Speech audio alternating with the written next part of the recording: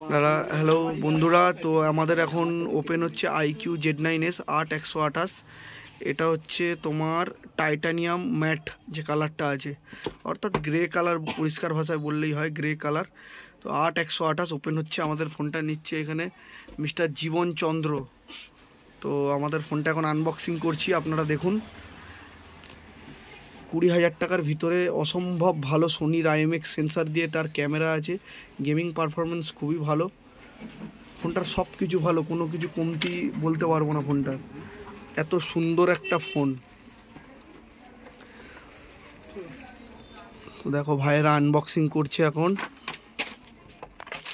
এটাকে নিচে রাখ, এটাকে নিচে রাখ, নিচে রাখ। কালারখানা দেখো অবশ্যই। দেখি ভাই, হ্যাঁ এই ভাইও আমার থেকে একটা অলরেডি কিছুদিন আগে ফোন নিয়ে গেছে।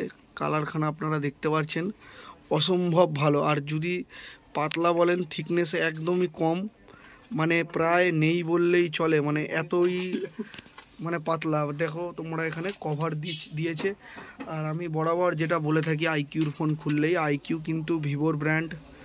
এ দেখো এখানে ভিভো লেখা আছে, মানে ভিভো থেকেই সম্পূর্ণ ওয়ারেন্টি গ্যারেন্টি সব পাওয়া যায়। এখানে সিলিকন একটা নর্মাল কেস দিয়েছে, ওপরে গ্লাস লাগানো থাকে না, একটা পলি লাগানো আছে যেটা স্ক্র্যাচ প্রুফ।